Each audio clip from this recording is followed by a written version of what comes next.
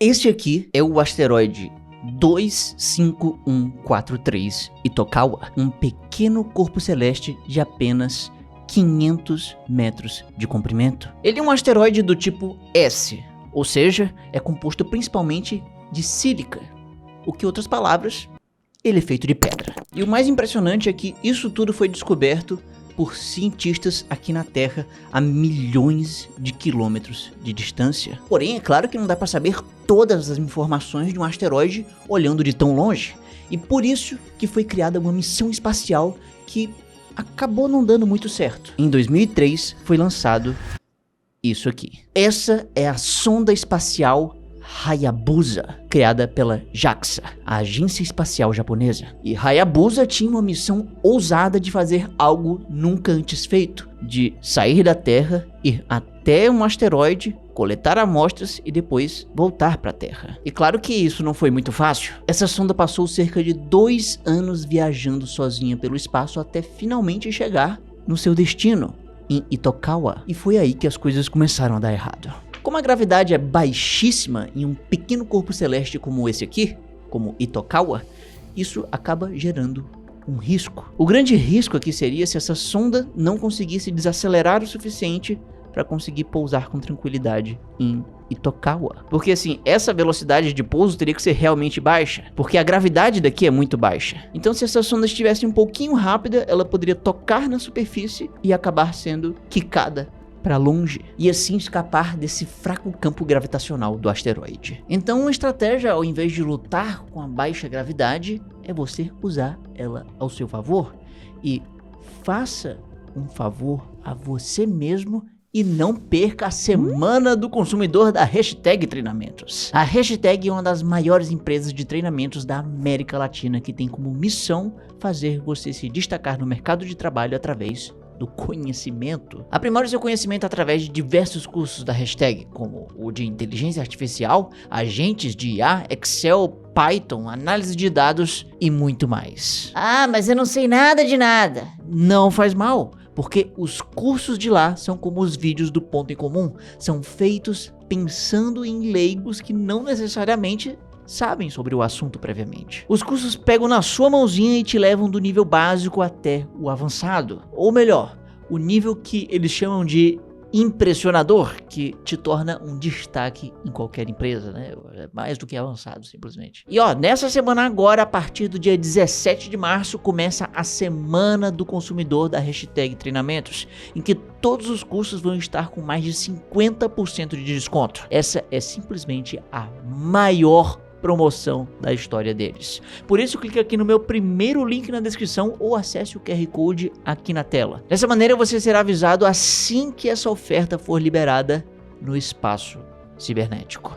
E no espaço sideral, nós podemos usar uma estratégia para aproveitar a baixa gravidade de um asteroide. A ideia então seria usar um conceito chamado Touch and Go. O grande negócio aqui seria apenas ir lá, dá um toque e depois quicar pra fora. E aí já aproveita o embalo e volta pra casa. E veja bem, somente nesse rápido toque haveria um mecanismo aqui para coletar rapidamente as amostras. Tá, beleza, mas como que funciona essa coleta de um único toque? Aqui nessa sonda, não sei se você percebeu, existe bem aqui uma espécie de cone que toca a superfície. E para enxergar isso melhor, podemos ver esse desenho esquemático, em que aqui nós temos a superfície do asteroide. E aqui seria o cone, na ponta desse bracinho. E veja bem que aqui nesse cone nós temos duas coisas importantes: a cápsula onde as amostras vão ficar e aqui uma pequena bolinha de 5 gramas. Essa aqui é a parte mais importante, porque no momento que o cone toca a superfície do asteroide, essa bolinha é atirada rapidamente contra a superfície. Ela vai daqui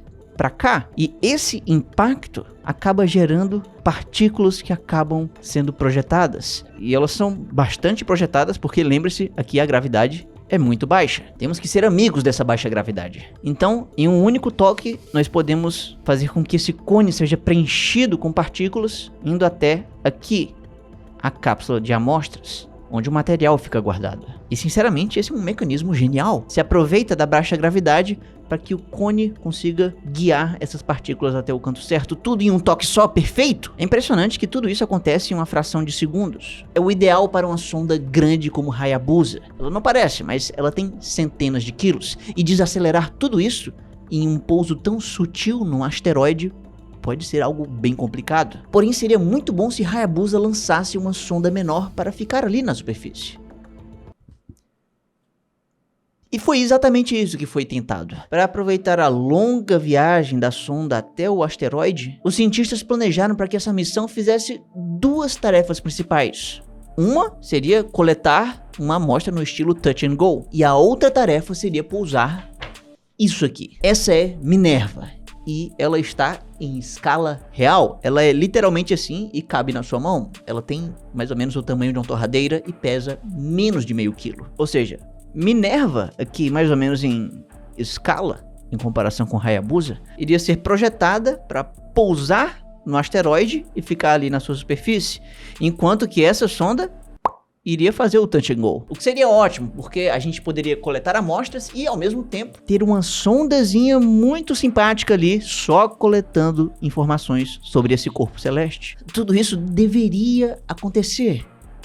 Porém, as coisas não saíram como planejado. As coisas começaram a dar errado quando no meio do caminho, Hayabusa teve um problema. Alguns dos seus sistemas pararam de funcionar direito, incluindo o de altitude. Era preciso que Minerva fosse lançada de Hayabusa na distância certa, na altitude correta, para que ela pousasse certinha e Hayabusa fizesse o touch and go. Porém, não foi isso que aconteceu. Por causa de um erro de cálculo, ela foi lançada em uma altitude, digamos, alta demais, muito distante, e aí ao invés de pousar, ela simplesmente continuou indo e errou o alvo. Essa sonda simplesmente saiu do fraquíssimo campo gravitacional de Itokawa, e até hoje essa pequena e cara torradeira está sozinha vagando no espaço. Muito triste, mas e como é que ficou a coleta das amostras? Pois é, Minerva foi embora, e na hora que tocou aqui o asteroide, Hayabusa teve um problema com o seu cone. Porque, lembra, esse cone na ponta do bracinho era para ter uma bolinha aqui que teria sido disparada no momento do toque. Assim, ia levantar partículas que iam ser guiadas pelo cone até essa cápsula de amostras. Porém, essa bolinha falhou em ser atirada. Ela, então, não fez nada disso. Ela ficou presa bem aqui. E isso, então, impediu que as amostras fossem coletadas. Ou, pelo menos, é o que deveria ter acontecido em teoria. Em teoria, Itokawa era um asteroide denso. Se você tocasse nele, seria mais ou menos a sensação de tocar numa rocha sólida. Era isso, pelo menos, que os cientistas a milhões de quilômetros achavam apenas com base em observações dos seus telescópios. Mas acontece que, depois que essa sonda foi enviada lá de perto, se percebeu que a realidade era diferente. Ao chegar lá perto, descobriu-se que, na verdade, esse negócio aqui era muito menos denso. Isso é uma coisa curiosa, porque muita gente imagina que os asteroides todos são como rochas bem sólidas. Mas, na verdade, muitos deles são apenas um aglomerado de pequenos objetos, apenas um monte de pedrinhas e poeira viajando juntos pelo espaço. Ou seja, se você tocar num asteroide, pode ser que não seja como tocar numa rocha sólida, mas seria como tocar numa piscina de entulho solto. E como a gravidade é extremamente baixa num asteroide, então essas pedrinhas soltas podem facilmente se desprenderem do aglomerado principal. E ainda bem que é mais ou menos assim que é a situação de Itokawa. Isso acabou sendo uma grande sorte. Então vamos lá, aqui tem uma superfície de pedrinhas soltas, né, a superfície de Itokawa, e aqui está o cone de Hayabusa, que não conseguiu disparar essa bolinha bem aqui, mas só o fato desse cone ter tocado a superfície, isso já acabou liberando algumas bolinhas. E essas bolinhas aqui acabaram, por acaso, sendo guiadas até a cápsula de amostra. Assim, por um motivo meio inesperado, eles conseguiram fazer com que cerca de 1.500 partículas fossem coletadas pela cápsula. E aí, depois dessa coleta meio um pouco fora do planejado, Hayabusa passou cerca de 5 anos viajando pelo espaço até devolver para nós, aqui na Terra, essa preciosa amostra. Podemos dizer até que, inclusive, de certa forma, essa foi a primeira vez que nós mineramos um asteroide e trouxemos um pedaço dele para cá. Tudo bem que foi um pedacinho realmente muito pequeno para fins científicos apenas. E, bom, algumas coisas no meio do caminho deram errado também, mas ainda assim dá pra gente forçar um pouquinho e dizer que foi essa a primeira mineração de asteroide, ou pelo menos algo minimamente parecido. Legal, então como que a gente pode tornar esse sisteminha aqui um pouco mais eficiente? Tipo assim, no nível industrial. Bom, pensando em coletar algo mais do que uma pequena amostra científica de algumas gramas, nós temos que pensar em minerar uma quantidade mais industrial. Nós temos que ir além do touch and go. É preciso então fazer um pouso de fato. Tá, beleza, então vamos imaginar que temos aqui uma sonda teórica de mineração espacial. E não só isso, mas ela conseguiu pousar num asteroide teórico. Uau, tudo isso é muito teoricamente fantástico. Tá, então nesse momento é preciso começar a se extrair recursos. E é nessa hora que aparece o nosso primeiro grande problema. Lembra que a gravidade de um asteroide é muito baixa?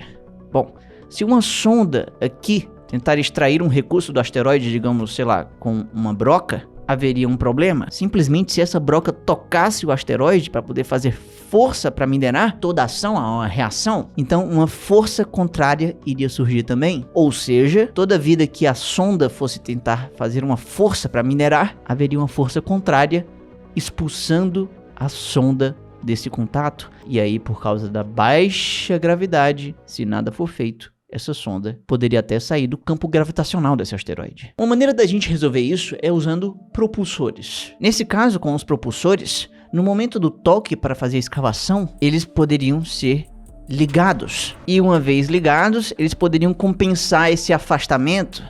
E aí, poderia-se assim fazer uma perfuração. Poderia-se realmente aqui, então, extrair os recursos. Então, peraí, a gente está falando aqui de propulsores ligados, gastando combustível durante todo o tempo de mineração. Isso, em teoria, parece que funciona, mas na prática não.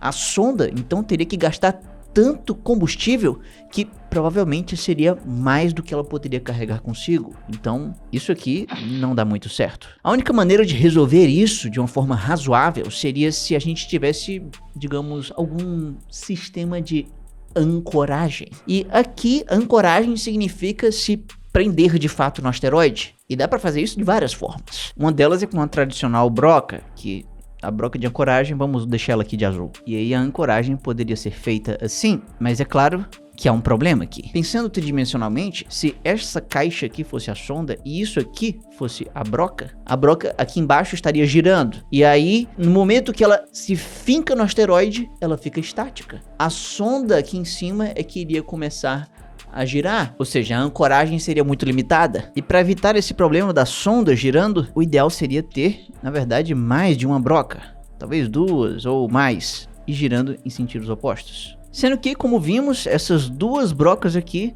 vão fazer uma força no asteroide e, para toda ação, uma reação, e aí haveria outras forças de igual intensidade apontando para o sentido contrário, e isso poderia fazer então que a nossa sonda fosse empurrada para fora. E, de novo, para resolver da mesma forma, poderiam existir propulsores que iriam compensar esse afastamento e assim enterrar essas brocas no asteroide. E eu sei que isso também gasta combustível, mas pelo menos é só uma vez, é só para ancorar no asteroide. Depois disso, elas podem ser desligadas. E para economizar ainda mais combustível, algumas coisas podem ser feitas. As brocas podem ser impulsionadas com certos impulsos. Elas podem vibrar. Os impulsos e as vibrações ajudam a penetrar mais nessa rocha.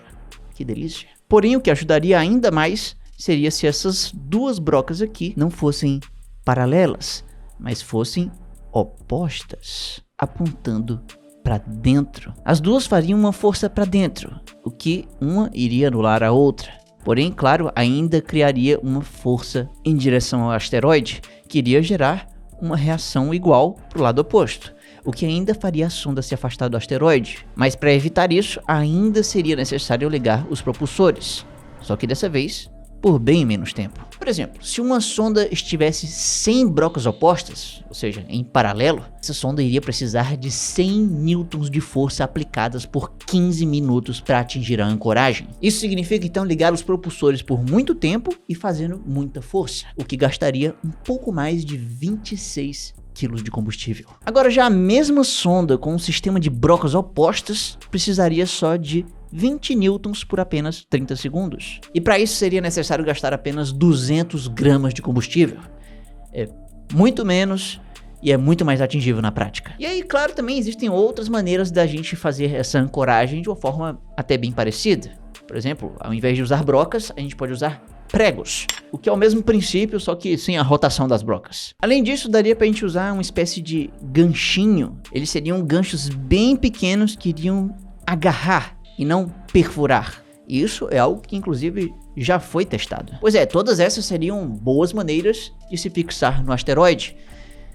Mas ainda assim, não funcionaria para todos os asteroides. Se a gente pensar naquele asteroide como uma rocha sólida, realmente o que a gente viu até aqui seria bom, porque a gente iria perfurar ou então agarrar no asteroide, e tudo isso deixaria tudo muito fixo. Mas e se o asteroide for menos como uma rocha sólida e mais como um aglomerado de poeira e pedrinhas? Bom, nesse caso, você perfurar, você até conseguiria facilmente, mas você não ia ficar fixo e rapidamente poderia se desgarrar. Sem falar também que você tentar usar ganchinhos para agarrar não iria também funcionar muito. Pois é, ainda bem que para nossa sorte existem ainda outras maneiras de se ancorar que funcionariam em asteroides menos coesos. Uma dessas formas seria usar uma coisa que seria tipo uma espécie de cola líquida. Ela funcionaria assim: uma sonda chega próximo de um asteroide e no momento do contato é jogada uma cola pegajosa que iria penetrar por entre as partículas e logo em seguida iria se solidificar, grudando em tudo que toca. Pois é, isso criaria uma espécie de raiz aqui no asteroide, que se enterra e se aprofunda o suficiente a ponto de ancorar uma sonda, mesmo que seja num lugar onde há poeiras e pedrinhas soltas. E detalhe, isso aqui tem uma grande vantagem: praticamente não há nenhuma força de empurrão de afastamento, ou seja, a cola não empurra, não afasta a sonda do asteroide. Isso é excelente. E uma outra maneira de ancorar num asteroide desses seria através de um ímã, que poderia atrair algumas partículas que poderiam vir para cá, mas no final iria se fixar. E aqui também não há nenhum empurrão de afastamento. Porém, claro, tem uma limitação aqui. Você precisa estar falando de um asteroide que seja rico de metal e magnetizado. É um ímã, né, afinal de contas. Agora, uma técnica que poderia servir para vários tipos de asteroides seria o envelopamento. A gente está falando de literalmente envolver tudo numa rede, num saco ou numa cápsula rígida. E isso aqui é ótimo, porque a sonda pode fazer toda a força que quiser aqui para minerar, porque vai estar tudo parte de um único conjunto. Então não existe afastamento aqui, porque de novo na teoria é muito bom, mas na prática tem uma limitação. Se a gente estiver falando do envelopamento de um asteroide de 1 ou sei lá 10 metros ou algo pequeno, seria algo fácil de fazer. Porém, e se isso aqui for maior? Sei lá, se isso for um asteroide de uns 100 quilômetros. Bom, isso já fica realmente muito impraticável. Não daria para envelopar tudo. Afinal, a gente tá falando de coisas de, sei lá, 10 vezes o tamanho do Everest. Mais do que isso, na verdade. Ou seja, no final das contas, o que você precisa saber antes de minerar um asteroide é que tudo no espaço acaba sendo mais complicado. Quando Hayabusa chegou em Itokawa, descobriu-se que Itokawa, na verdade, não era um asteroide sólido, mas sim um aglomerado de partículas soltas. Isso quer dizer então que se você quer minerar um asteroide, você antes precisa saber da densidade desse corpo celeste. Sua sonda precisa não só pousar nele, mas precisa se ancorar. E no que ele vai estar se ancorando? Em algo mais denso ou menos denso? Dependendo disso, você pode usar um método ou outro. Você precisa saber de tudo isso, sobre o asteroide, sobre que método você vai usar para se ancorar, tudo antes de você, de fato, começar a extrair recursos. Então só depois de saber de tudo isso, sobre o asteroide, sobre como pousar e que maneira se ancorar nesse asteroide, é que você finalmente vai conseguir fazer algo que jamais ninguém fez na história. Sem imprevistos, você vai minerar um pequeno corpo celeste. E minerar um corpo celeste pode ser algo fácil de explicar. Agora, talvez mais complexo seria dizer quando que você começou a ser você. E para saber como explicar isso, basta clicar bem aqui, no maior canal de ciência do Nordeste. E me siga nas minhas redes sociais para ver meus vídeos curtos. E tchau!